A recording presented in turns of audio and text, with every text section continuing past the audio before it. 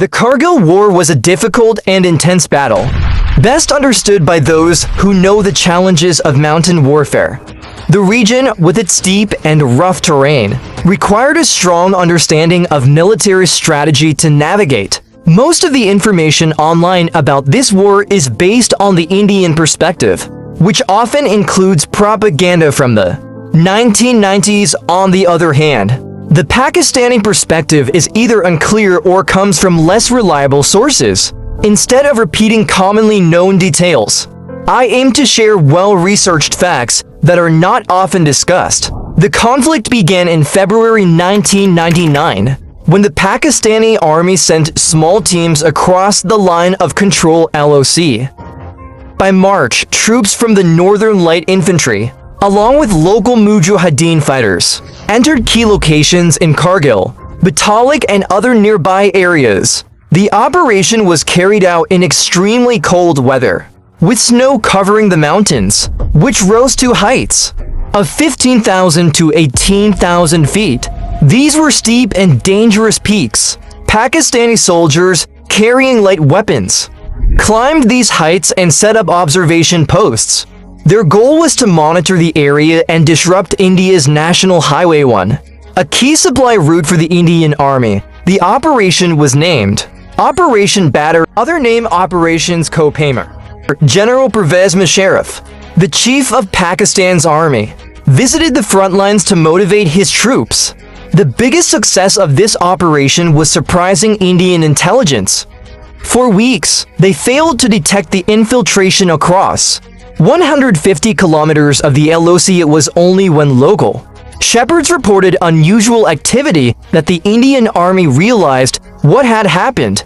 This brings up an important question. Why did the Pakistani army take such a risky step? One main reason was to cut off India's supply line to the Siachen Glacier. India had captured Siachen in 1984, and Pakistan had planned responses, but they were never carried out. By 1999, the Kargil operation became an opportunity for Pakistan to challenge India's control and take revenge for the loss of Siachen. When the Indian army became aware of the situation, they started a propaganda. Captain Kalir and his team dead body demoralized by Pakistan army. In my view, this narrative was crafted to portray Pakistan negatively on the international stage and shift the focus of the Indian public. During the Kargil War, the Pakistan army launched targeted attacks on Indian positions along National Highway 1 and H1, a critical supply route. Among the key targets were the Doordarshan TV center and an ammunition dump, which was destroyed in a precise strike. The resulting explosion caused flames to light up the mountains and valleys throughout the night. In response, the Indian Army launched Operation Vijay, with its primary objective being the recapture of key mountain peaks, including 5,353 Tiger Hill and 4,875. These positions were strategically vital as they overlooked Diwas town and provided significant advantages to Pakistani forces. Despite repeated attacks, including assaults by the Naga Battalion and other Indian units, the Indian Army initially failed to capture these peaks due to the formidable defenses established by Pakistani troops. On one occasion, the Indian Army employed helicopters to strike Pakistani positions, but after losing a helicopter, the operation was abandoned. Subsequently, the Indian Army called on its Air Force to assist in the campaign. Under Operation Sagar, Indian Air Force jets launched strikes on Pakistani positions. However, despite these efforts, the Pakistani troops maintained their positions and continued to resist fiercely. Reports suggest that Indian casualties were so high during the conflict that there were shortages of shrouds for the deceased. On June 27th, 2 Indian fighter jets were shot down by Pakistan using surface-to-air missiles. One pilot was killed, while the other was captured but returned to India without any conditions during the war. Despite this, the Indian Army reportedly attempted to frame the incident as engine failure for both jets.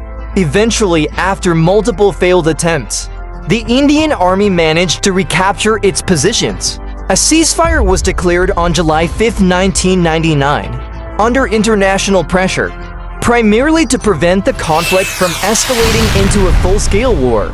This decision was heavily influenced by the fact that Pakistan had conducted nuclear tests the previous year in response to India's nuclear advancements. Even after the ceasefire, some Pakistani soldiers continued to fight on the front lines. They were ordered to retreat, but many refused, driven by a spirit of martyrdom. Examples like Captain Sher Khan, Captain Omar Hassan, Major Wahab, Constable Lalik Jan, and many others highlight the bravery and sacrifices made by Pakistani soldiers during the Kargil War. After the ceasefire, the Indian Army celebrated its success and claimed the capture of Tiger Hill for 1875. However, it's important to understand the immense difficulty. Indian soldiers faced difficulty to reach these heights. A key piece of propaganda that India spread during this time. Pakistan refused to accept the bodies of its fallen soldiers. The Indian Army claimed that after occupying key positions, they buried the bodies of Pakistani soldiers there and spread the false narrative that Pakistan had abandoned its soldiers. But if this were true, how can we explain the viral video showing Pakistan recovering the bodies of its fallen soldiers? For instance, Captain Sher Khan, who was martyred on Tiger Hill, was later recovered by Pakistan and buried in Savabi. This directly contradicts the claim that Pakistan rejected its soldiers' bodies. The Indian Army's focus was largely on the Diwas sector, while the Pakistani Army retook positions in areas less critical for India, but still strategically significant for Pakistan. The heights important to Pakistan remained under its control. Many claims were made by the Indian Army, such as retaking all the posts captured by Pakistan. However, the reality was different. Today, I will tell you the aftermath of Kargil War, so let's go to mountain hills of Kargil. In the Diwas sector, Pakistan's control extended to crucial points such as Marpola Pass. India may have occupied some points, but Pakistan continued to hold. Range point of 5053 and Dalyunag 1 on the left side and Dalyunag 2 on right side, which allowed control over key areas such as an H1. The bunker rangers in the Kargil sector were key positions occupied during the Kargil conflict. The Pakistani Army had a clear view of Kargil village and the airport area using zooming devices. The opposite range was also under Pakistani control, with visibility of an H1. Furthermore, Pakistan held strategic positions such as the Shangordi, Top Mountain, and several others in the Kargil sector, from which the Kargil town and the airport could be monitored through zoom devices. These positions remained under Pakistan's control,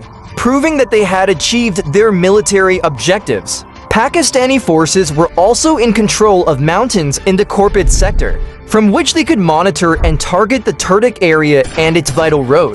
The Kargil War remains a source of significant propaganda for India, with numerous documentaries, films, and shows.